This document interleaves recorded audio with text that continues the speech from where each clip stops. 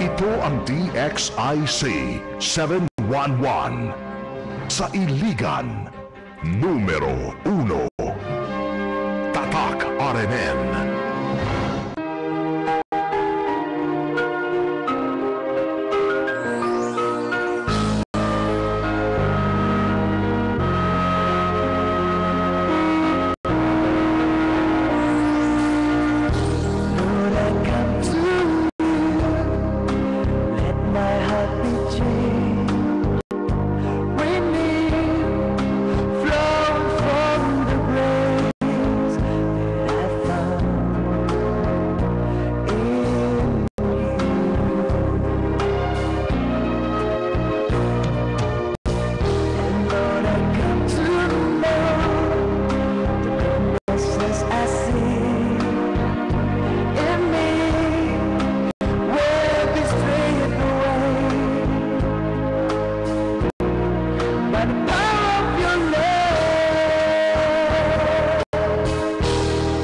Father, we come to you this morning in agreement with your word. Bless the people or all those who listen in this program. I thank you, Father God, for your healing touch to those who are suffering in sickness and disease. And Lord, we pray that you'll bless them physically, mentally, spiritually, maritally, in every aspects of their lives. I confess blessings right now in the name of Jesus. Thank you, Father God. Now we pray that you'll bless this program, that this program, Lord God, will bring blessings to every families around the world through Ustream Radio. Thank you, Father. In Jesus' name we pray. Amen.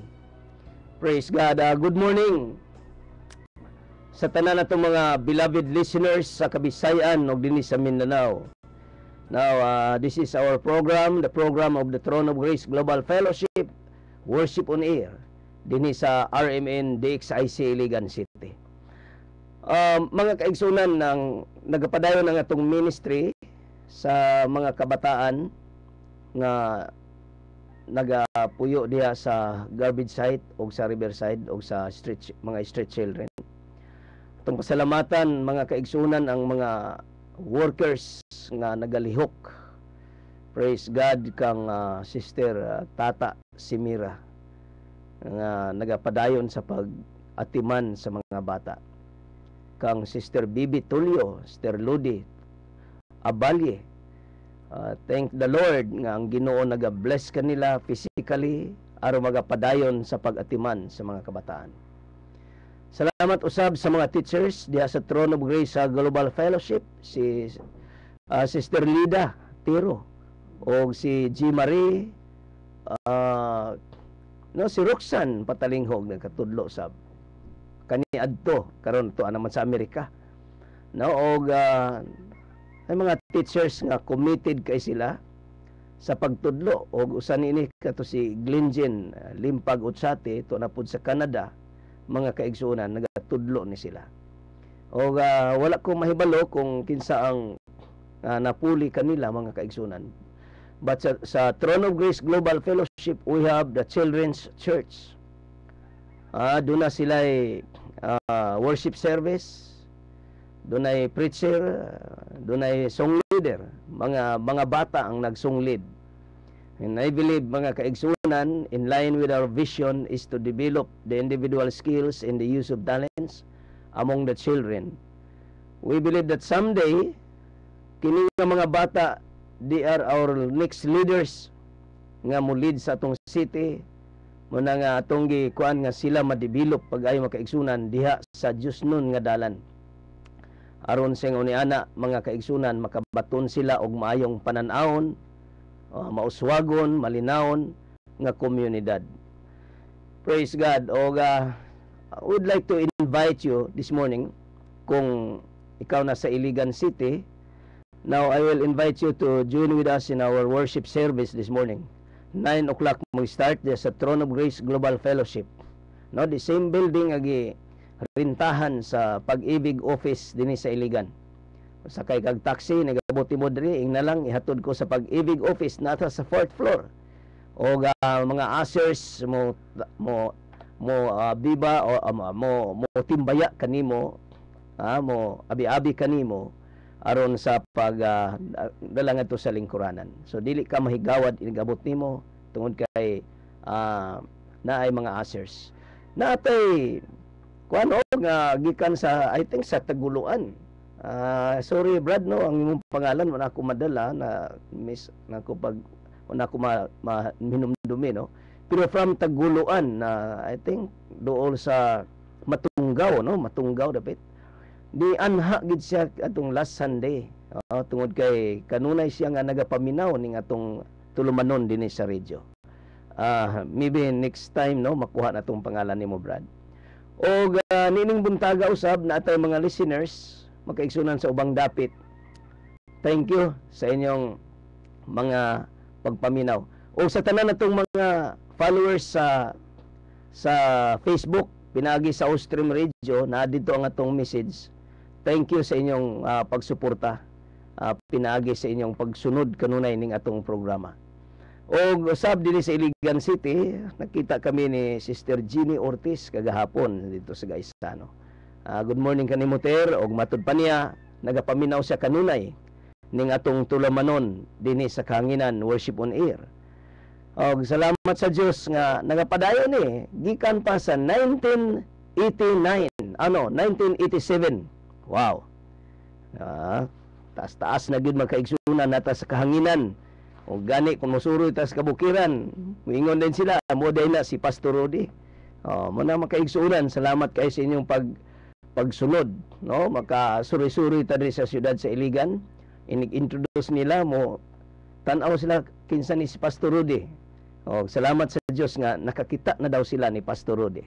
Mga kaigsunan, salamat sa Ginoo nga nagpadayon kini nga programa. Miagi man tag mga pagsulay ning programa nga pahunungon kita, ipadadan kita og sulat nga paundangon. Pero salamat sa Dios mga kaigsunan nga ang Ginoo nagapanalangin, no, nga nagpadayon gayud ang atong programa. So nining buntaga, my message this morning is what is the true believer of Christ? We need to understand what is a true believer of Jesus Christ. The true believer always blesses. Always blesses. Now, let us read 1 Peter chapter 4, verse 11. Peter said, if anyone speaks, let him speak the oracles of God. So there should always be a word of blessing in your mouth, for there is great power in each word we speak. Speaking the words of God puts the spiritual world to work. If they are words of faith and blessing, the whole angelical kingdom starts to operate directed by the Lord. But when negative words are spoken of bitterness and cursing, the kingdom of darkness comes into play.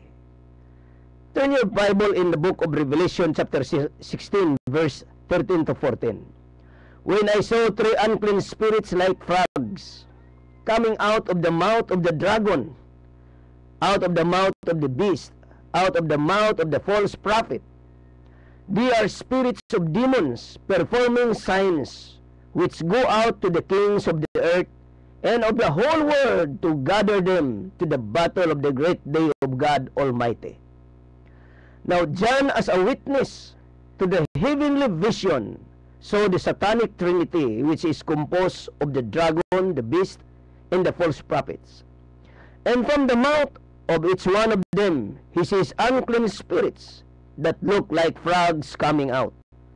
Something peculiar about these animals is their permanent croaking, especially at night, and they don't get tired. This represents people who live complaining, cursing, or accusing, and don't get tired. It is as if their tongues were controlled by impure spirits. That is why we should be very careful about what comes out of our mouth. One of the most powerful strategies demons have to to spread filth is through advertisement and pornography, which have already touched almost all areas of society. Even great businessmen have fallen like victims in the trap, allowing their products to be promoted by women half naked or naked, thinking that the only way to have success in their business. Most of the advertisement is saturated by a demonic touch through that permanent croaking like frogs. Now, in line with this message, my brothers and sisters, my dearly beloved people of God in Iligan City, I would like to appeal to all the people to speak words, positive words to everybody. Do not curse. Do not speak negative things. Because if we speak negative things, demons will start to play in the mind and in this city. But we will speak the words of God. Like Apostle Peter said, speak the words, the oracles of God. And this is the way how the Lord bless our city, is through speaking the words. If our home is going through some crisis, start looking with your eyes of faith at that transformation. And once you have that conviction in your heart, confess with your own words that you already have the best home in the world.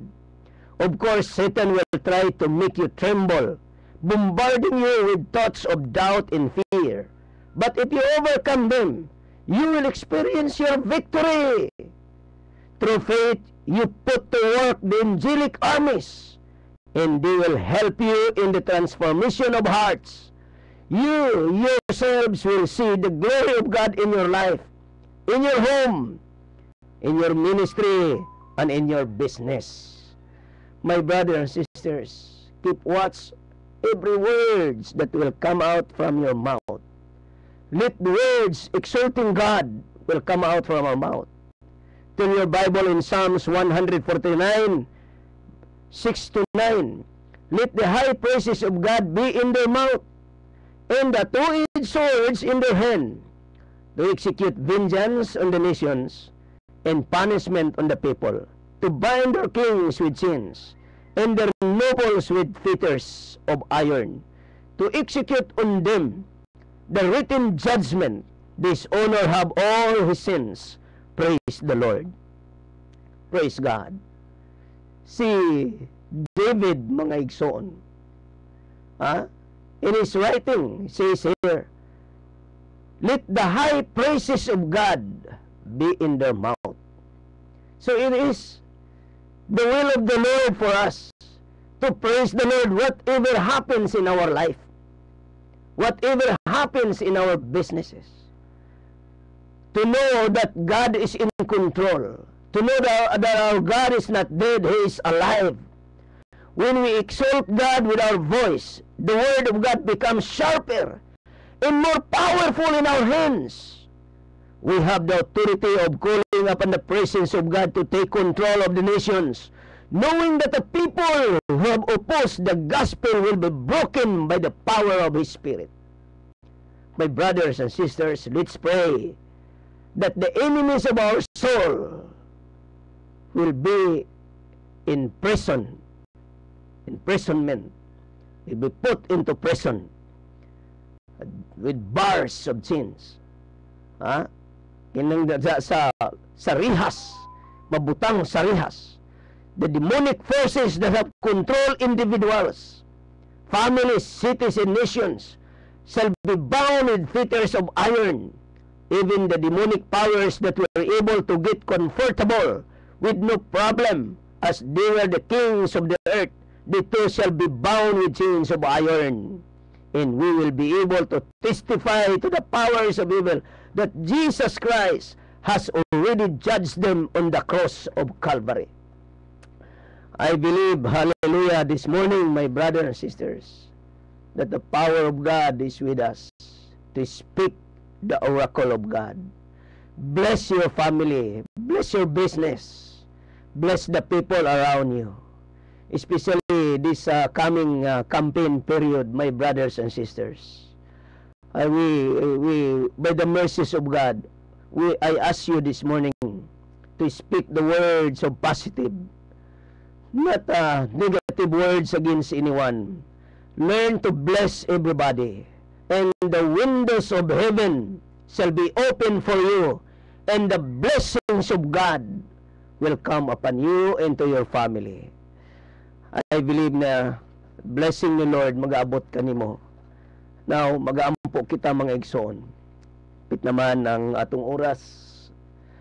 Mag-aampo kita pag-bless sa imong family, sa imong life, sa imong anything, imong trabaho.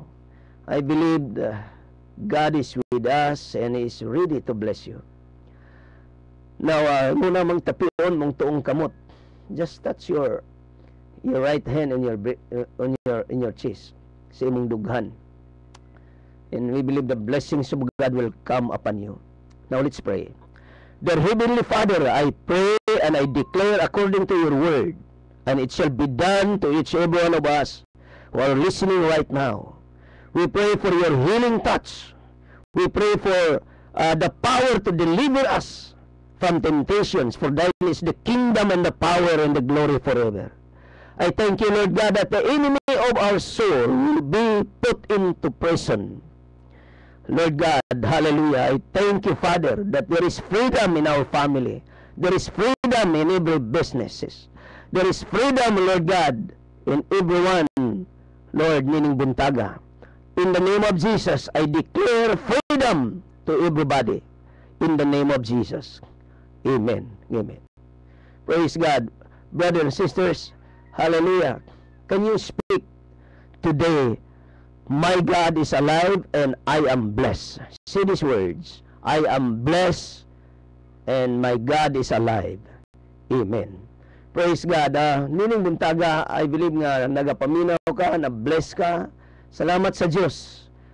Kung doon na kayo mga prayer request, pwede nimo na igsoon nga i-text amo imong prayer request, o unya amo ka nang basahon, amo ka nang iampo dito magkaigsunan sa mo dito sa simbahan, no, sa Throne of Grace. Na akong basahon sa ning sulat diri di-text ako. Good morning, Pastor Rudy. Gusto unta ko mo appeal sa imong programa pero naalang ko diri sa bukid na minaw lang ko nimo. Salamat si Evelyn ni taga Kabaksanan. Amen. Good morning kanimo Evelyn og sa imuhang mga kauban niya, no? Salamat sa Dios atong oras diri mo raman. So mag-text lang ko nimo, do na tay another time nga magka-istorya, maka-participate usab ka, no? Salamat sa Dios. Karong hapon we have a 1-hour program, no? Pwede na ko mag-text nimo niya. Salamat kayo. O salamat sa inyong pagpaminaw ning atong tulumanon. Ay kalimot sa panimbahon sa Throne of Grace Global Fellowship nimutang sa May Gonzales Simino Building 4 Tubod Highway, Iligan City. Our service will start 9 o'clock this morning. O magkita ta dito sa Throne of Grace. Welcome ka ika. God bless you all. Bye-bye.